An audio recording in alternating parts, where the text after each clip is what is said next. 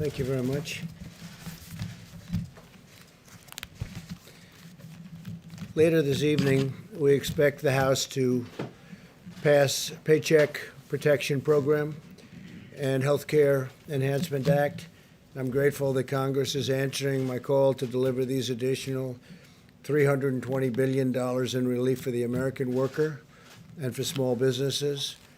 At a time when many Americans are enduring significant economic challenges, this bill will help small businesses to keep millions of workers on the payroll. You see, states are starting to open up now, and it's very exciting to see. I think it's very awe-inspiring. We're coming out of it, and we're coming out of it well. And I'm very happy the governors really have been doing a really good job working with us, and it's really pretty impressive to see. I've spoken to numerous leaders of countries over the last 48 hours, and they are saying we're leading the way. We're really leading the way in so many different ways. I'm also very pleased that Harvard, as you know, Harvard and Stanford and Princeton and numerous other universities and colleges, and also large businesses have sent funds back to us, and in some cases I stopped funds that I looked at, and we are pleased to report that the funds have either not gone out, or it's about $350 million, and they've either not gone out, or we've renegotiated it, and they're not getting them. So in a couple of cases, they're sending them back immediately. So I think it was very nice. I want to thank Harvard in particular. They acted very quickly and decisively, and they agreed when they heard the facts that they should not be getting it. So we appreciate it very much from Harvard, Princeton, Stanford, and other institutions. The bill also includes $30 billion to support small lending institutions serving distressed communities, helping countless African American and Hispanic American small businesses. As we continue our battle against the virus, the data and facts on the ground suggest that we're making great progress. In 23 states, new cases have declined in the peak week. 40% of American counties have also seen a rapid decline in new cases. 46 states report a drop in patients showing coronavirus-like symptoms. That's a big number. To keep America gaining momentum, every citizen needs to maintain the vigilance, and we all understand that very well. We've gone over it many, many times. This includes practicing good hygiene, maintaining social distance, and the voluntary use of face covering. A safe and phased reopening of our economy. It's very exciting, but it does not mean that we are letting down our guard at all in any way. On the contrary, continued diligence is an essential part of our strategy to get our country back to work, to take our country back. We're winning this, and we're going to win it, and we're going to keep watching. And we're going to watch very closely for the invisible enemy. With each passing day, we're learning more and more about this enemy. The scientists at DHS have released a report offering a number of insights about how the virus reacts to different temperatures, climates, and surfaces. The findings confirm that the virus survives better in colder and drier environments and does less well in warmer and more humid environments. I have to say that very excitingly, we're going to have somebody up. Bill will be up in just a little while. It was a great report you gave, and he's going to be talking about how the virus reacts in sunlight. You really hear the numbers, you won't even believe them. U.S. trials of the COVID-19 have been going on and have been approved in the United States, Germany, UK, and China. That's big news. And a lot of trials are going on, and we have a lot of great, brilliant minds working on this, both from the standpoint of vaccine and therapeutics. We must be careful in all conditions, but we will get this done. We're very close to a vaccine. Unfortunately, we're not very close to testing, because when the testing starts, it takes a period of time, but we'll get it done. And I want to thank the head of DHS Science and Technology, Bill Bryan, for what he's going to be doing and what he's going to be saying, and the report that he's about to give. I think it's going to be something that nobody's ever heard. It'll be brand new information and very important information. My administration continues to leverage the Defense Production Act to dramatically increase the manufacture and delivery of critical medical supplies. We finalized 3 contracts to produce 39 million more N95 masks in 90 days. And as you know, we're also using a sterilization process, some great equipment that will sterilize the masks up to 20 times per mask. So that's like ordering 20 times more masks. And it's working very well. We just want the hospitals and the institutions where it is to use it. A lot of people don't use it. They're so used to getting a new mask, they don't want to use it. They want to go and immediately get a new one. We're asking them to use the sterilization process. Every bit as good, up to 20 times. Think of that. In addition to ramping up our domestic assembly lines, we also have airlifted nearly 750 million pieces of personal protective equipment into the United States through our Project Air Bridge, which has been an incredible thing to watch. It's really a military operation. The Vice President is now providing each governor with an exhaustive count-by-county breakdown of the privately distributed personal protection, and this is equipment and things that are incredible. It's personal protective equipment.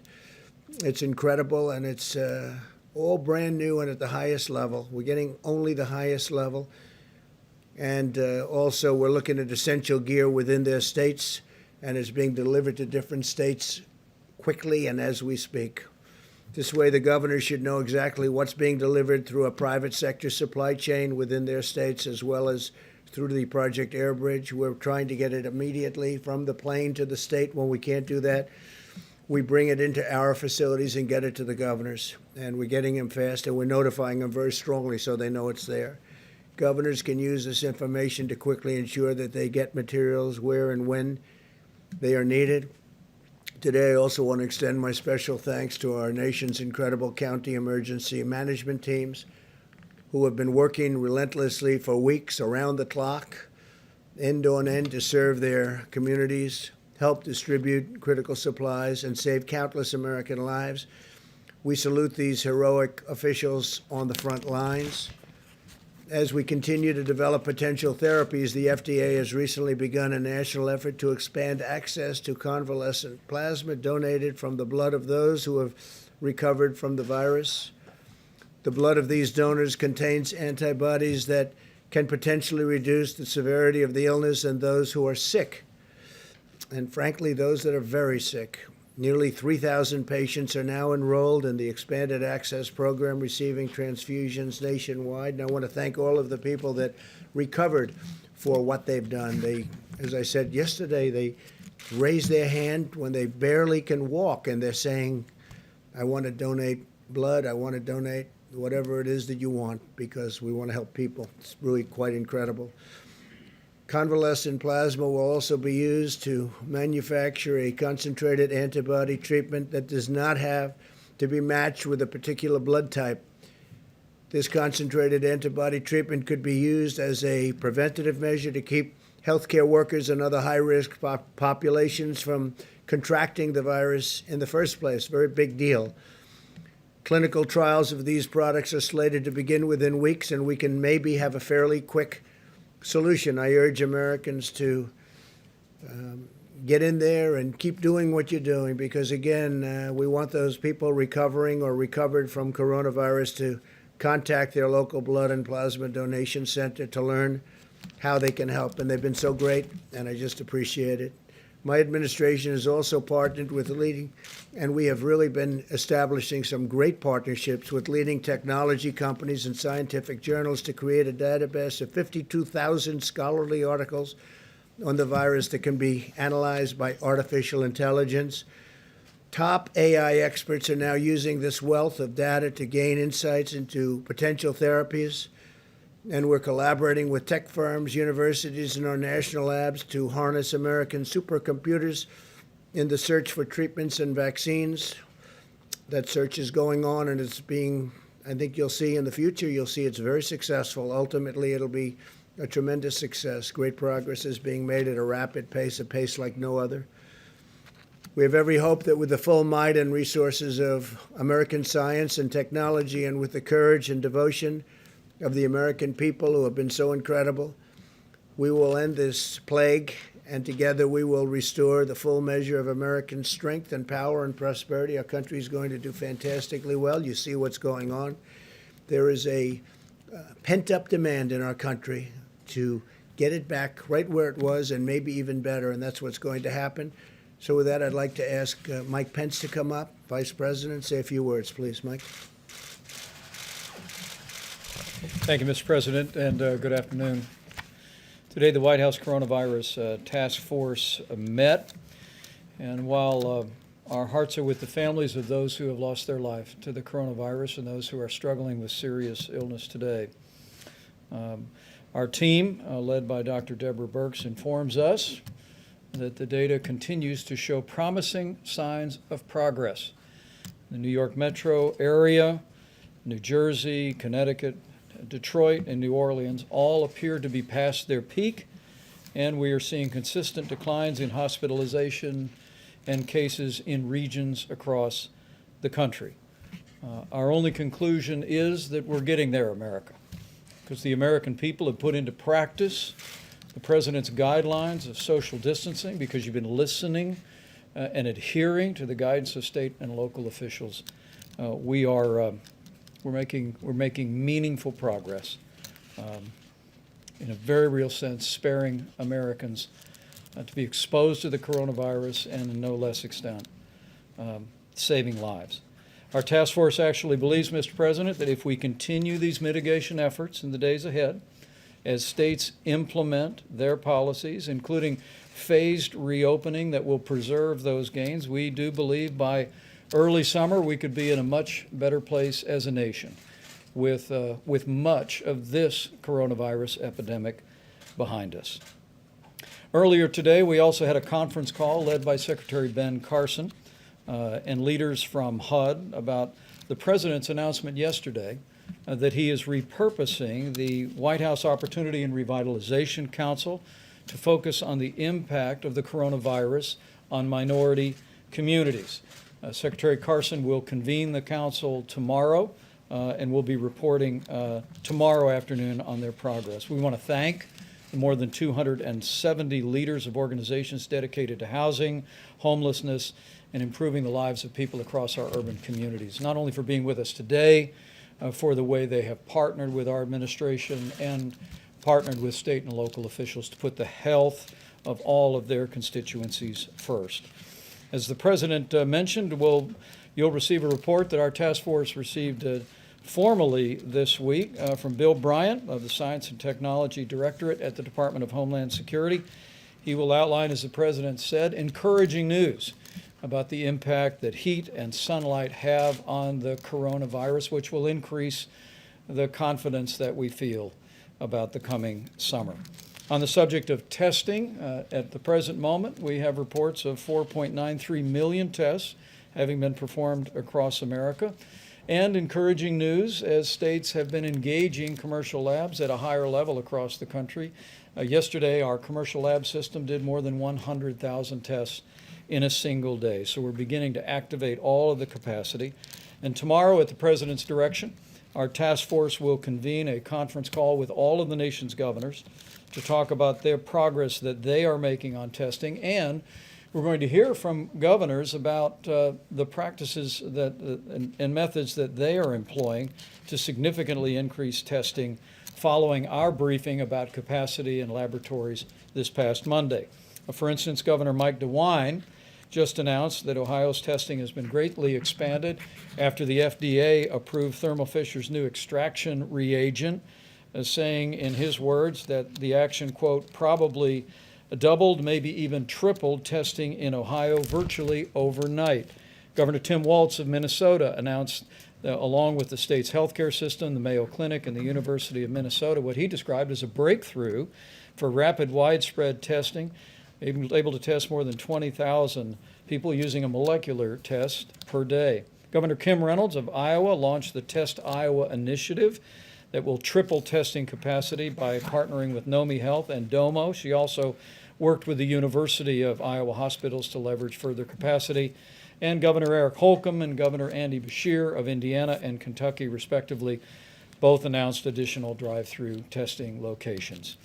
Our priority has always been to focus first on those impacted by the coronavirus and then on those extraordinary healthcare workers ministering to their needs every day.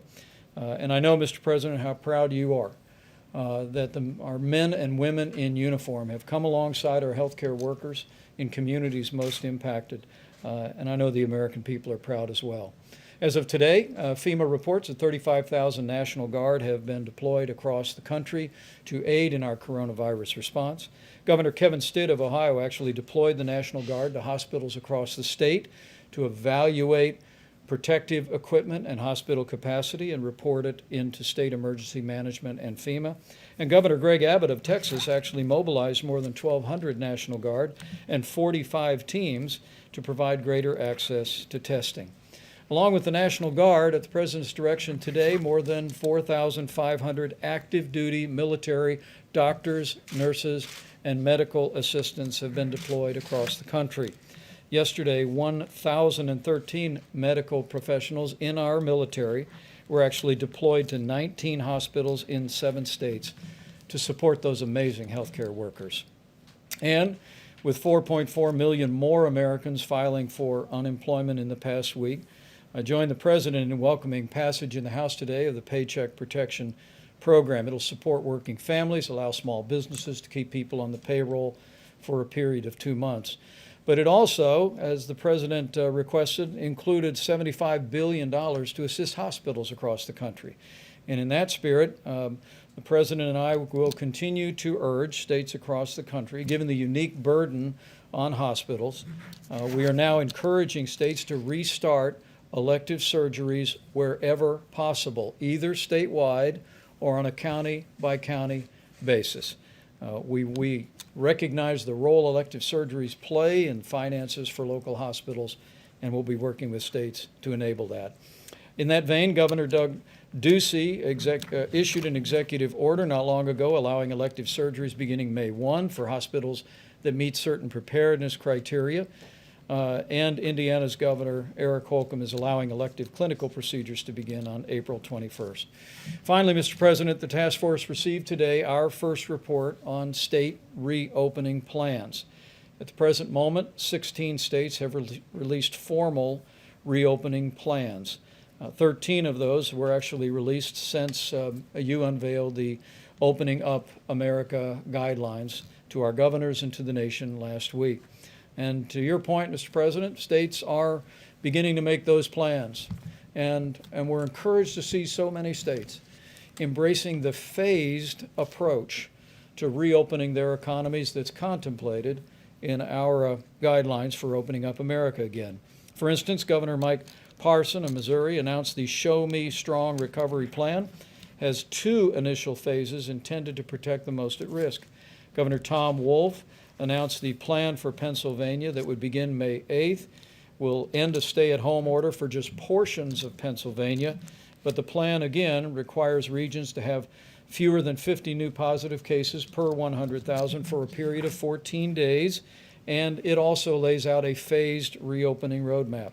Governor Kate Brown of Oregon updated their framework for reopening, doing 3 phases, again, on a county-by-county basis, and Governor Brad Little of Idaho released Rebound Idaho in just the last few days that will consist of 4 phases and require specific criteria that Idaho and businesses need to meet to begin to reopen.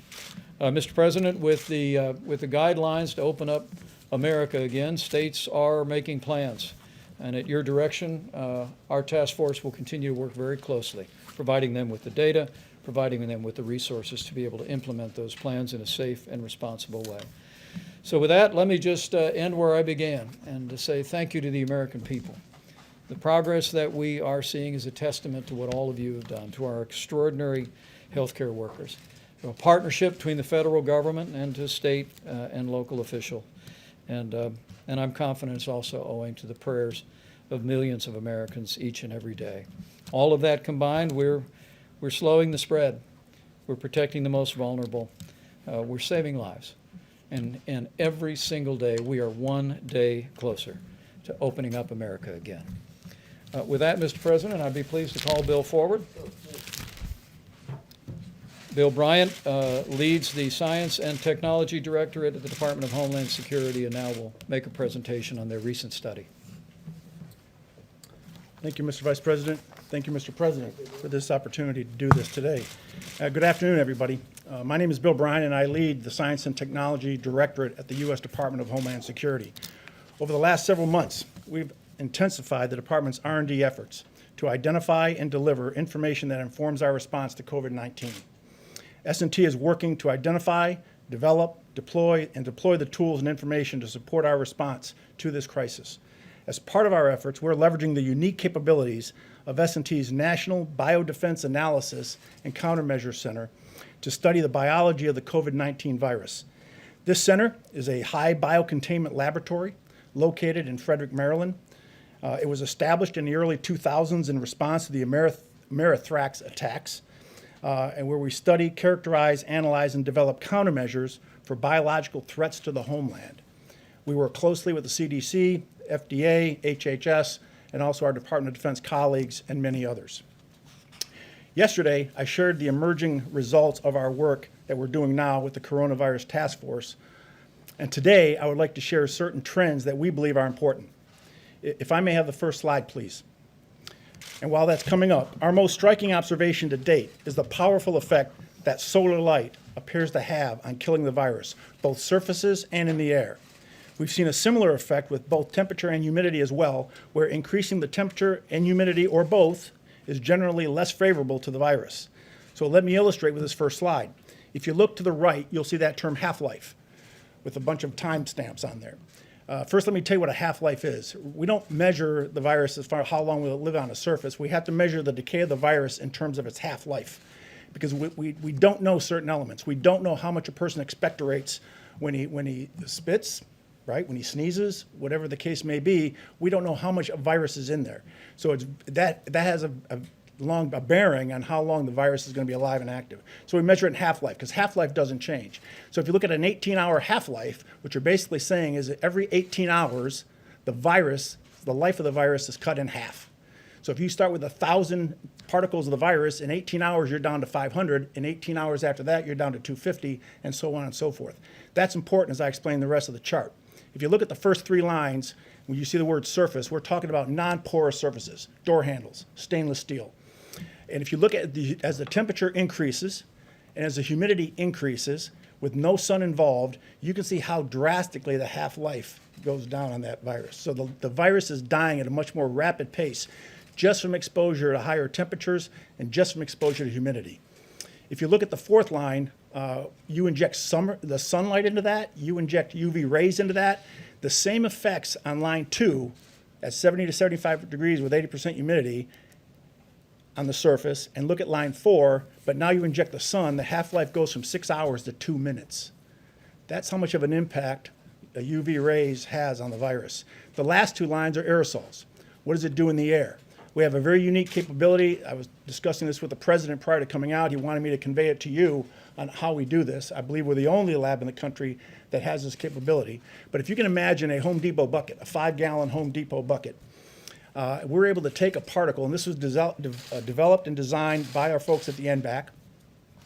We're able to take a particle of the virus and suspend it in the air inside of this drum and hit it with various temperatures, various humidity levels, multiple different kinds of environmental conditions to include sunlight. And we're able to measure the decay of that virus while it's suspended in the air. This is how we do our aerosol testing. We worked with Johns Hopkins Applied Physics Lab, and we actually developed a larger drum to do actually more testing, and it's 4 times the size of that. So this is the capability that we bring to this effort. So in summary, within the conditions we've tested to date, the virus in droplets of saliva survives best in indoors and dry conditions. The virus does not survive as well in droplets of saliva, and that's important because a lot of testing being done is not necessarily being done, number 1, with the COVID-19 virus, and number 2, in saliva or respiratory fluids. And thirdly, the virus dies the quickest in the presence of direct sunlight under these conditions. And when you look at that chart, look at the aerosol as you breathe it. You put it in a room, 70 to 75 degrees, 20% humidity, low humidity. The half-life is about an hour. But you get outside and it cuts down to a minute and a half. Very significant difference when it gets hit with UV rays. Mr. President, while there are many unknown links in the COVID-19 transmission chain, we believe these trends can support practical decision-making to lower the risks associated with the virus. If I could have my next slide, and while that comes up, you'll see a number of some practical applications. For example, increasing the temperature and humidity of potentially contaminated indoor spaces appears to reduce the stability of the virus. And extra care may be warranted for dry environments that do not have exposure to solar light. We're also testing disinfectants, readily available. We've tested bleach, we've tested isopropyl alcohol on the virus, specifically in saliva or in respiratory fluids. And I can tell you that bleach will kill the virus in 5 minutes. Isopropyl alcohol will kill the virus in 30 seconds, and that's with no manipulation, no rubbing, just spraying it on and leaving it go. You rub it and it goes away even faster. We're also looking at other disinfectants, specifically looking at the COVID-19 virus in saliva. This is not the end of our work as we continue to characterize this virus and integrate our findings into practical applications to mitigate exposure and transmission. I would like to thank the President, thank the Vice President for their ongoing support and leadership to the Department and for their work in addressing this pandemic. I would also like to thank the scientists, not only in S&T and the NBAC, but to the larger scientific and R&D community. Thank you very much. Bryan. Mr. Bryan. Thank you very much. So I'm going to ask Bill a question that probably some of you are thinking of if you're totally into that world, which I find to be very interesting. So supposing we hit the body with a tremendous, whether it's ultraviolet or just very powerful light, and I think you said that hasn't been checked, but you're going to test it. And then I said, supposing you brought the light inside the body, which you can do either through the skin or in some other way. And I think you said you're going to test that too. Sounds interesting. Right, and then I see the disinfectant where it knocks it out in a minute, 1 minute. And is there a way we can do something like that by injection inside or almost a cleaning? Because you see it gets on the lungs and it does a tremendous number in the lungs. So it'd be interesting to check that. So that you're going to have to use medical doctors with. But it sounds interesting to me. So we'll see. But the whole concept of the light, the way it kills it in 1 minute, that's pretty powerful.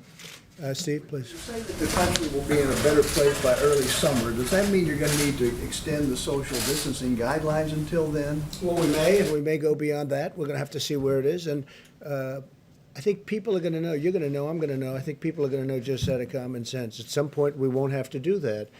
But until we feel it's safe, we're going to be extending. You have 23 cases where 23 states where new cases are on decline.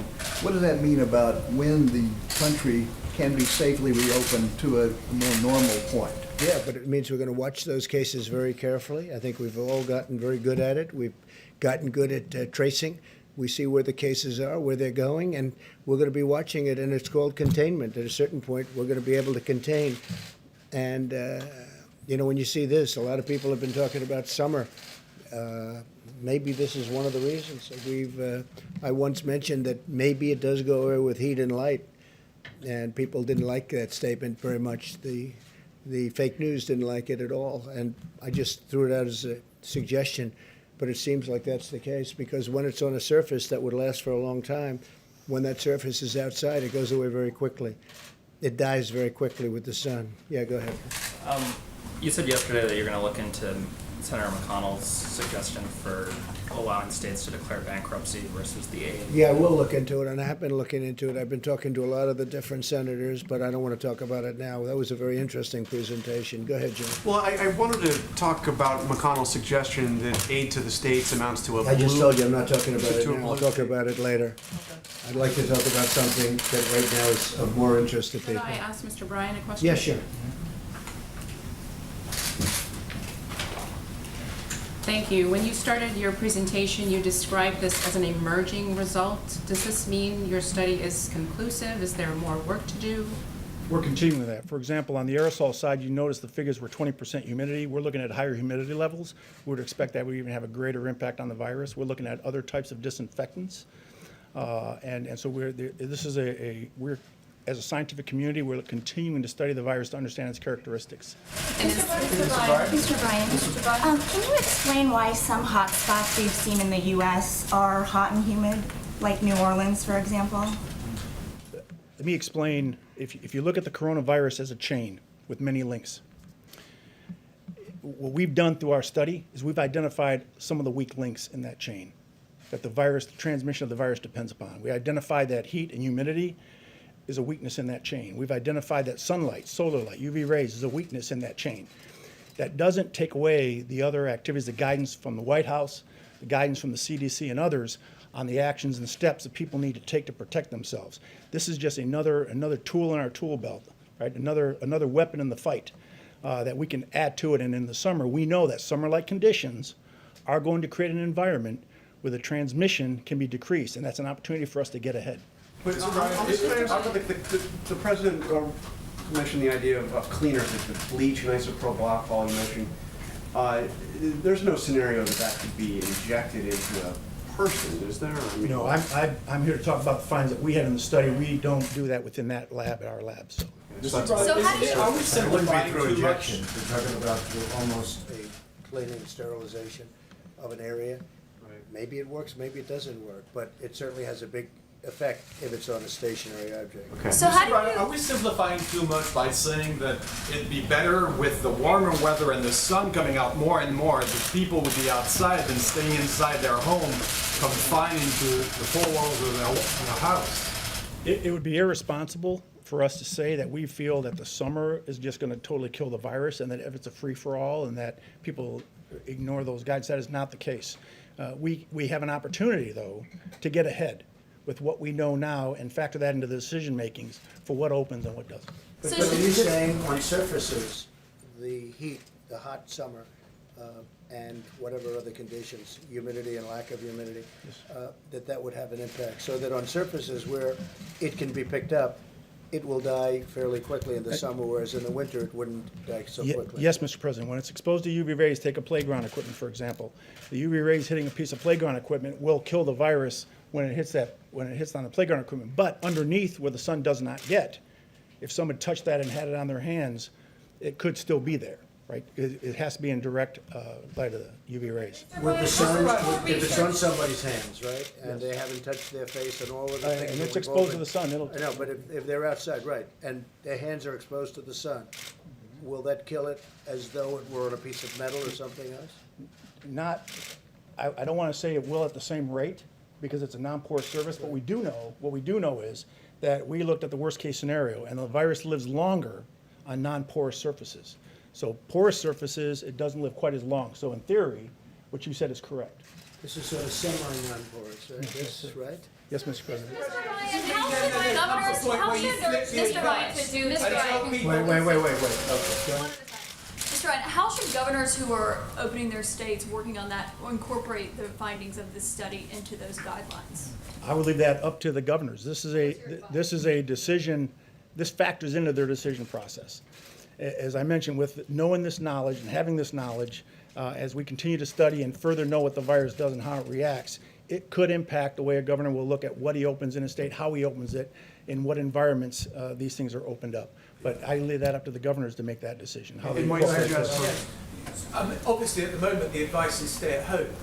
By the summer, could we be flipping that and saying you'd be much better off being outside with UV rays, all the humidity that Washington brings in August? I would not go contrary to the guidance that have been issued right now. I think, though, to tell you that if I'm having an event with my family, I'm doing it in the driveway or in the backyard, not inside the house with my children. In fact, I'm thinking about moving outside to the rose garden. No, it's a very interesting question, actually. Okay, please go Mr. ahead. Bryan, how much more research, how much more time would it take to have conclusive results that could be used here? You said these were emerging results. We first were able to receive the virus back in February is when we started testing. And it is a science-based approach. Science is a process. The doctor can attest to that. It doesn't necessarily line up with goals and targets and other things. It is what it is. But we are now starting to get results. And we're every week or 2 weeks, we're starting to find out something new and something different. And in talking to the task force and the vice president, he's already asked us to come to him every time we come up with some new discoveries that we could share to the public. Phil? Yeah, sir, have you compared notes with your counterparts in other foreign governments or in private industry who might have been studying the same thing, and do their findings show the same result that you found here?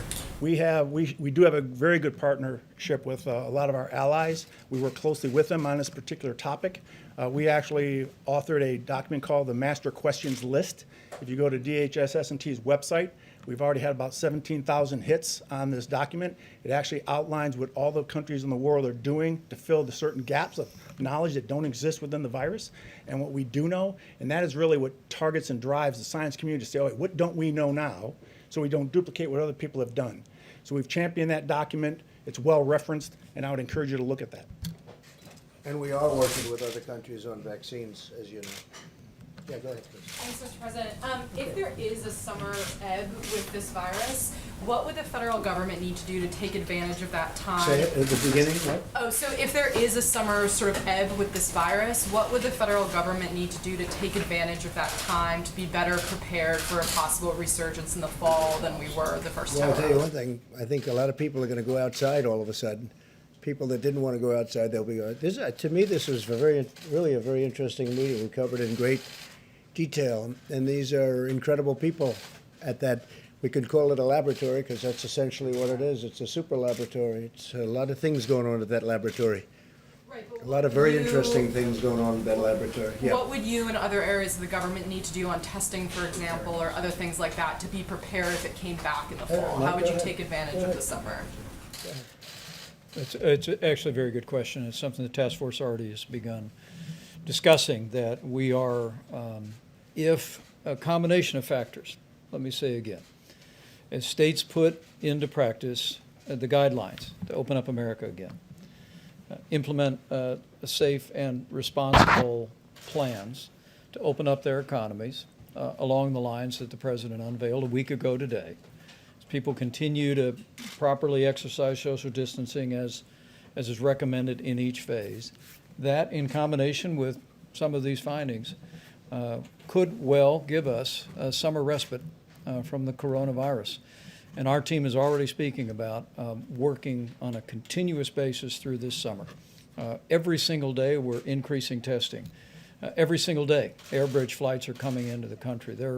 I can promise you, at the President's direction, there will be no letting up on making sure that our hospitals have the equipment, have the personal protective supplies for medical personnel. There'll be no letting up on the development of therapeutics by our great pharmaceutical companies, or driving toward a vaccine as soon as it is possible to make available to the public. And there'll be no letting up on continuing to scale testing, already more than anyone in the world, but by next fall we'll have a broad range of testing, a variety of different means. And that's why we say with confidence that should the coronavirus reemerge at any point next fall or next winter, we will be prepared to deal with it, identify it, do the contact tracing and isolation to ensure that we deal with this epidemic in the manner that we deal with infectious diseases. Okay. Yes. Go ahead. Mr. President, on the subject of medical research, why have you stopped promoting hydroxychloroquine as a cure? I haven't at all. What do you say I have? We'll see what happens. We've had a lot of very good results, and we had some results that perhaps aren't so good. I don't know. I just read about one, but I also read many times good. So I haven't at all. And it's a great for malaria, for lupus, for other things, and we'll see what it is. But I guess, Deborah, they have many studies going on that, so we'll be able to learn. Looked at the veteran study that shows that I have not. the No, I death haven't rate is seen it. higher. I have not seen it. Go ahead, please. Mr. President, we're now over 26 million new jobless claims over 5 weeks. Yeah. How, the Vice President talked about this summer getting better, but what do your economists tell you about the time it's going to take to you in the U.S. to create Well, I know those a jobs lot back? about economists. August, Yeah. September, Sure. October? Well, let me go. We know the rest of the question, right? So I know a lot about economists, and the answer is they have no idea. I think I have as good an idea as anybody, and I think our economy will start to pick up very substantially as soon as the states get open, and that's happening as we speak, and it's actually very exciting, and people are just thrilled to see it, because our country has to get back to work. They want to get back to work. You see that, whether it's a demonstration or just in talking to people. They're going to get back to work, and they're going to get back to work very fast. States are advanced. I look at Gavin Newsom was very nice today. He wrote a beautiful statement about we sent him a lot of things that he needed. Okay, different things that he needed. We got to take in care of. They've done very well in California, as you know. They're doing really well in Florida. They're doing well in a lot of places. New York and New Jersey got hit very hard. They're doing very well. I spoke again with Governor Cuomo, with Governor Murphy. They're doing a great job. And here's the thing: we have to see they got hit hard. Everyone close together, tight in. People don't realize New Jersey is very tight. You realize that because you've been covering it for a long time, but very tight. New York obviously is very tight. They're doing a terrific job. I think for the most part, I'll be able to tell you when it's all over, but a lot of the governors have done a really terrific job. Some I don't think have, to be honest, but we'll be talking about it in the future. Yes, go ahead. Thank you, Mr. President. In a new interview today with Time Magazine, Dr. Fauci said that the U.S. is not in a situation where we can say we are where we want to be with regard to testing capacity. He said we need much more testing capacity as well as tests. So why do you keep saying we have a tremendous testing capacity? And do we have a national strategy that goes beyond tracking just what the states are doing? The answer is yes, and the answer is, as you know, and as I've said many times, we're very advanced in testing. Other countries are calling us to find out what are we doing. And by the way, within 2 weeks, you'll see numbers and you'll see different forms of testing, just like we came up with the Abbott Laboratories machine, which gives it to you in 5 minutes that everybody wants. Everybody's asking, can we get that? But you can only make them so fast. But as you know, we've done more testing than every other nation combined. And that's a big statement. And, you know, when they talk about different tests and different things, we're also a bigger nation than most. And so when they look at statistics, because statistically we're doing phenomenally in terms of mortality, in terms of all of the different elements that you can judge. When you look, Germany and ourselves are doing very well. We are very accurate in the reporting of numbers. In fact, I'll go a step further. As you know, in New York, they actually added quite a few deaths to a list that was done in New York. And they added a number of deaths. We're very, very highly accurate. And then you'll look at certain lists of other countries. Some are so obvious just to look at, where obviously the number is ridiculous in the form of low, because they're not accurate counts. They're not even close to accurate counts. In fact, they're insulting to look at them. So we've done very well. Again, testing, we're doing very well on testing. We've tested far more than anybody else anywhere in the world. And within a short period of time, you'll be hearing about new tests that are coming out that are going to be incredible. Steve, Dr. Fauci, that we're just not there yet? No, I don't agree with him on that. No, I think we're doing a great job on testing. I don't agree. If he said that, I don't agree with him. Yes. Considering ways to ramp up production of that Abbott rapid test? Yeah, well, they're doing it. I'll tell you, Steve, they're doing it at a level that they've never done it before. Abbott is a great company. It's a very big, highly respected company. They came up with this machine where you do it. I've done it both ways. I've done it this way, and I didn't like it, and I've done it the Abbott way, where you literally just touch, and 5 minutes later you know the answer. And we use them in the White House. I think you folks have been given that opportunity, which is much more pleasant than the first way that they looked at you, right? We're making them hundreds of thousands of machines. The advantage to the other tests and the laboratory tests, so we can get millions and millions of those tests done. It takes a day or 2 days, but, you know, because it's really a delivery situation more than anything else. The test itself goes quickly once it gets to the laboratory. But as we have found, and as we have, I think, shown everybody in the room, we have many laboratories. We have so many laboratories. Nobody, a lot of the governors did not know that we had this capacity, but we have many laboratories all over our country. Every state has laboratories, and some have a lot of them. So I think we will come up with things as time goes by. Again, when I started, we started with nothing, essentially. We started with a broken test, a test that didn't work. We started with a test that did very few people, not millions of people. The problem is if we did 350 million tests, one for each person, the media would say, oh, you should have done 2 for each person. No matter what you do, it doesn't make any difference. It's just like the ventilators. I talk about it all the time. Nobody ever mentions ventilators. One of the hardest things are ventilators. And now we're making thousands a week, thousands of ventilators, and they're calling from Mexico. They're calling from many countries. I've received today 4 calls. Would it be possible to send ventilators? All right? I got 4 calls today. I got 3 calls yesterday. No country is equipped like we are. We have 11 different places making ventilators. Our country, as you know, doesn't need them now. Our governors are very happy. But that's different than tests, because with the test you can always say, oh, we need more. No, I think we've done incredibly well obviously with ventilators. We also have 500 million masks that are very shortly going to be here. We've made millions of masks. We have ordered millions of masks that have arrived and been distributed. We gave one hospital in New York City 300,000 masks. Before the virus, they were using 10,000, and now we got them 300,000, and they got rid of them very quickly, which I sort of say, how did that happen? Why? Because they became very valuable, the masks. So I say, how did that happen? But we've done an amazing job, and we've worked with the governors. And when the governors weren't able, again, they're the first line. When they weren't able to get something like ventilators, they couldn't get ventilators. They could have bought them. You could have bought them, but many of them chose not to. So they all needed ventilators. We got the job done. I'll be introducing the team when we're finished with this whole nightmare, this whole curse, this whole plague. But the team that worked on the ventilators was incredible. And the team that worked, and it's a little bit interchangeable, but the team that's working on the testing is truly an incredible team. These are brilliant people.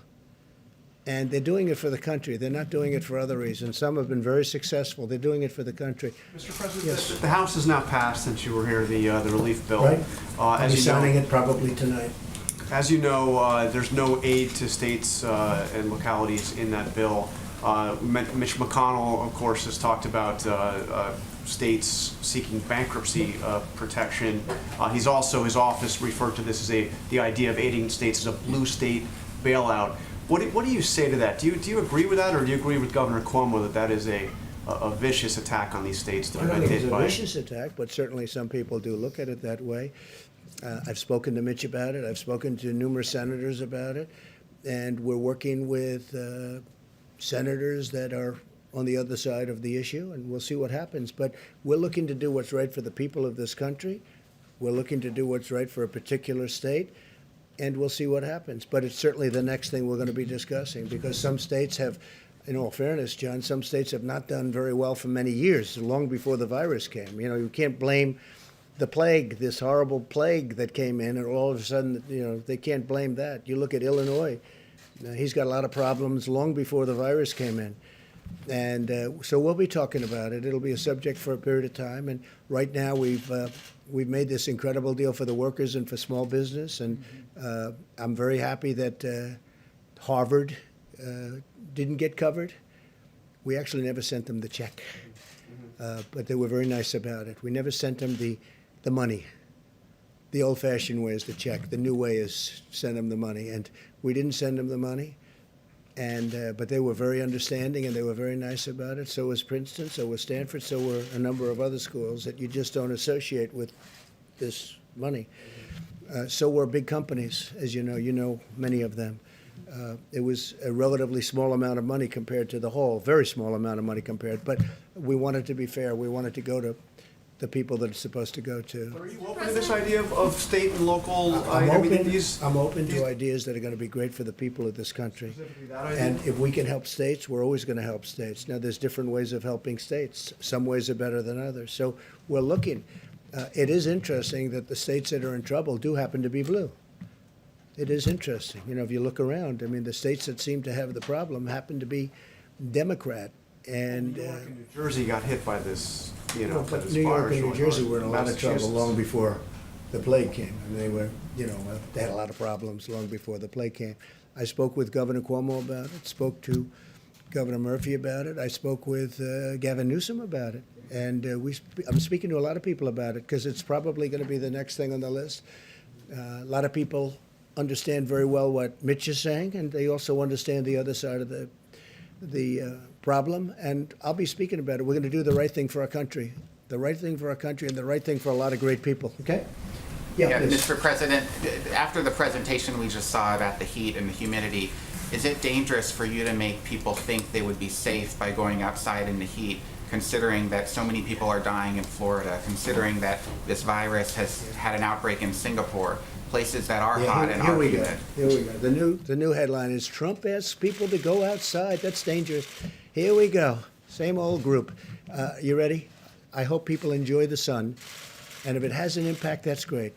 I'm just hearing this, not really for the first time. I mean, there's been a rumor that, a very nice rumor that you go outside in the sun or you have heat and it does have an effect on other viruses. But now we get it from one of the great laboratories of the world, I have to say. Covers a lot more territory than just this. This is probably an easy thing, relatively speaking, for you. I would like you to speak to the medical doctors to see if there's any way that you can apply light and heat to cure. If you could. And maybe you can, maybe you can't. Again, I say maybe you can, maybe you can't. I'm not a doctor. But I'm like a person that has a good, you-know-what. But sir, you're the president. Deborah, have you ever heard of that? The heat and the light relative to certain viruses, yes, but relative to this virus? Not as a treatment. I mean, certainly fever Yeah. is a good thing when you have a fever. It helps your body respond. But not as, I've not seen heat or light. I think it's a great thing to look at. I mean, okay? Respectfully, sir, you're the president, and people tuning into these briefings, they want to get information and guidance and want to know what to do. They're not looking for rumors. Hey, Phil, I'm the president, and you're fake news. And you know what I'll say to you? I'll say very nicely, I know you well. I know you well, because I know the guy. I see what he writes. He's a total faker. So are you ready? Are you ready? Are you ready? It's just a suggestion from a brilliant lab by a very, very smart, perhaps brilliant man. He's talking about sun, he's talking about heat, and you see the numbers. So that's it. That's all I have. I'm just here to present talent. I'm here to present ideas, because we want ideas to get rid of this thing. And if heat is good, and if sunlight is good, that's a great thing as far as I'm concerned. Go ahead. Mr. President, you talked a moment ago about vaccines and that we're close. How close do you think, the Oxford University study says they could have one by September. Do you think the pharmaceutical companies in the US around They the could world, have one of what? they could have a vaccine ready, tested by Oxford's September? one, Johnson & Johnson is working. They're also working together. You have many companies working together on a vaccine. But then do you think they can scale up production and the pharmaceutical companies will be able to do that quickly? We'll scale it up. If we had a vaccine, it'll be scaled up very quickly. In fact, some of the companies, Johnson & Johnson is one, is scaling up already before they have the final answer. A number of companies are doing that. You'll save a lot of time. The normal is you scale up after. I have to say the FDA has been fantastic. Stephen Hahn, Dr. Hahn, has been fantastic. They're moving along rapidly. Would you say, would put a time scale on when you No, I think don't want it's- to put a time scale, because then the media, the so-called media, lamestream media, will say, he said a time. I don't want to say times, because every time I say a time, if you don't hit it, they'll say. So I don't want to talk about time. But I will say that there's been tremendous progress made over the last month. And can I just ask a very quick question? You spoke to Boris Johnson this week. I did. just wonder how he sounded, how he was. I did. When do you think he'll be back at work? He called me a few days ago. I will tell you, he sounded incredible. I was actually surprised. I thought it'd be like, oh, Donald, how are you? He was ready to go. I'm very surprised to tell you this. It's like the old Boris. Tremendous energy, tremendous drive. I was very surprised, because he called me almost, pretty close to when he got out of the hospital. I think he's doing great. He was so sharp and energetic. Pretty incredible. He's an incredible guy. He's a friend of ours and a friend of mine. He loves our country. He loves his country a lot, but he loves our country. He respects our country. And they're lucky to have him over there. Please. Mr. President, you a couple days ago said that you might reach out to Kim Jong-un directly, but also that you were working to find out if those reports about him being in possible medical trouble were true. I'm wondering if you've either. I hope he's not in medical trouble. I hope he's not. Have you heard anything from I've North gotten along Korea? very well with him. And, you know, here we are. You would have been in a war with North Korea if I didn't get elected president. Remember, I was going to be the one that took us into war my first day in office, okay? Here we are. Look at what's happened. Withdrawal. We're bringing people home. We're not going to serve as policemen all over the world. I don't want to be policemen all over the world. But have you been able to leverage And yet I've relationship? rebuilt our military to a level that it's never been built at before. Have you been But able it's to get never more information? recognized by the fake news. Go ahead. Have you been able to use that relationship to get more information about his status? I think the report was incorrect. Let me just put it that way. I think the report was done by a network that was incorrect. I'm hearing they used old documents,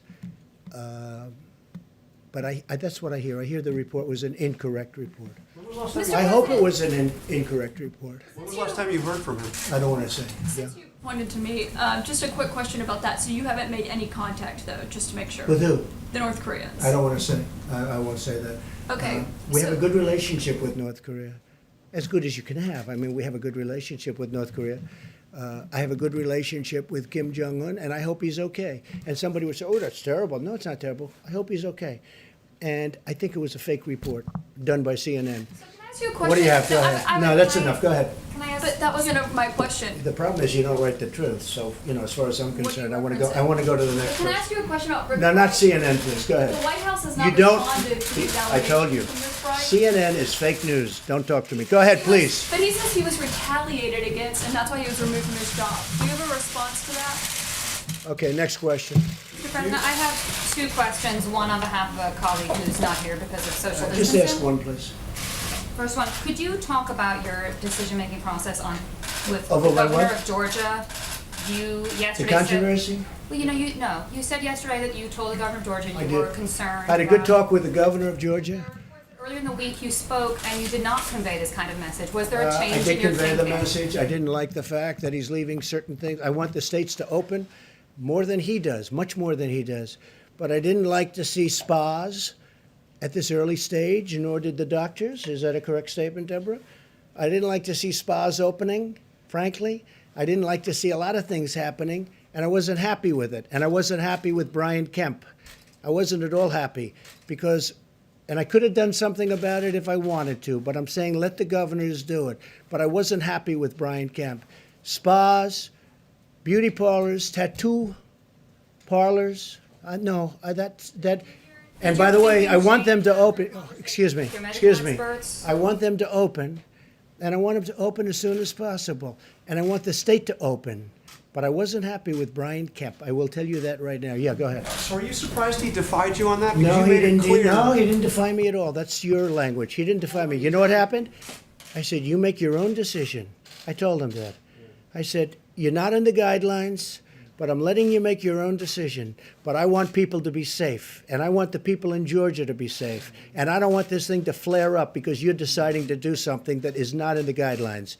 And I went to Deborah and Dr. Fauci and other people, and they weren't thrilled about it. And I could have stopped them, but I decided, and we all agreed, they got to watch it closely. So we'll see what happens. I told him very distinctly, I said, Mike was there, I said, you do what you think is best. But if you ask me, am I happy about it? I'm not happy about it, and I'm not happy about Bryan Kemp. Go ahead. A question for Dr. Birx, if I may, Mr. President, about the rate of the decline of the curve in the U.S. You and the Vice President tonight talking about meaningful progress, promising progress. Could you speak to the rate of decline of cases in the U.S.? If we could do it quickly, that'd be great. And just if you're satisfied with the decline. You have to ask the question, but you do see it. And if you have any information from other countries that would inform us about the decline. Yeah, so many of you, and I've spoken to all of you from this podium about there's weekends difference in reporting, often a spike on Monday. If you look at Mondays over Mondays, if you look at 7-day reporting, we are starting to go down. We had a long flat peak, largely driven, of course, by New York, which is about 45% or so of the cases. As New York goes down, so will the rest of the country have a decline, even more accelerated. I want to say, though, we have had outbreaks. We've had outbreaks in specific prisons. We've had outbreaks in specific nursing homes. We've had outbreaks in specific plants. And when that happens, that adds 200, 300, 400 cases on that single date. So we track very carefully not only what the country's doing, but what each state is doing, each county is doing, and we look at delta changes across all of the counties so that we find early warning signals for these types of outbreaks, because we want the whole country to go down, but we also want to prevent the outbreaks before they occur. Mr. President? Go ahead, please. Yes, thank you. Looking forward to November, to the election. Given the risk that the flu and the coronavirus Yeah, come that's back, there could be a problem. Do you think there is a risk that there will be lack of agreement, lack of legitimacy to the results in a very close election, and people start saying, well, a whole bunch of people couldn't go and vote because they Look, were I scared? can't tell you what's going to happen in an election. Yeah, great question. I can't tell you what's going to happen. We have a sleepy guy in a basement of a house that the press is giving a free pass to, who doesn't want to do debates because of COVID, and lots of things are happening, right? And I watched a couple of interviews, and I say, oh, I look forward to this. But they're keeping him sheltered because of the coronavirus. And he's not moving around. He's not moving too much. And then I watch what the press does to the Republican Party, and to me in particular. We had the greatest economy ever put together. We were doing, this is a month and a half ago, we were doing numbers the likes of which we've never done. African American, Asian American, Hispanic American, best employment numbers ever in the history of our country. Our employment numbers, the best in the history of our country, almost 160 million people. The stock market, record numbers, many, many times during my tenure, many, many times.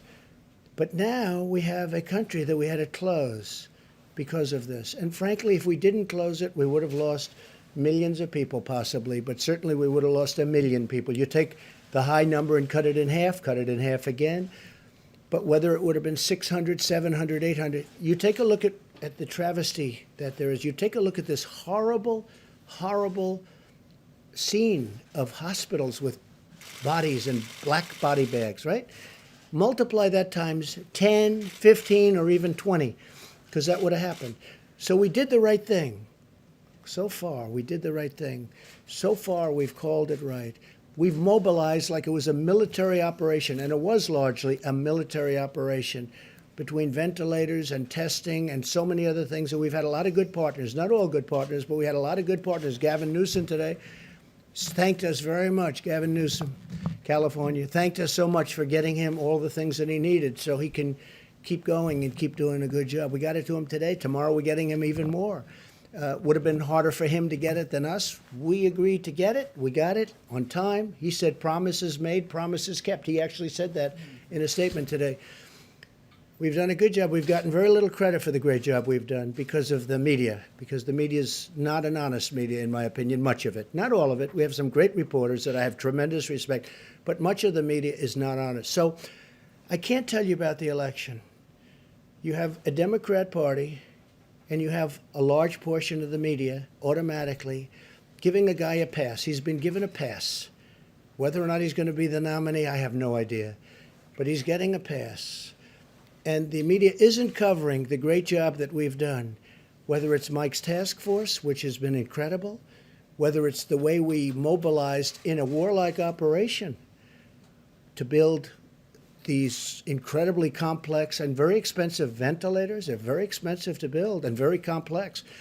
The job we've done has been an amazing job. And I'm not talking about me, I'm talking about everybody. I'm talking about the generals, the admirals, Deborah and Tony and now Bill. I mean, something we hadn't heard today. So I can't tell you what's going to happen with the election. I think that had we not gone through a fake Russia deal, an impeachment hoax. It was a total hoax. From the day I got elected, but you know it wasn't the day, it was many months before I got elected. This has been a witch hunt that was illegal. It was an illegal witch hunt. It was illegal. And with all of that, I'm doing fine because the people see we're doing a great job. And you know what? We'll continue to do a great job. If we had an honest press, this country would be even greater. Thank you. Thank you very much.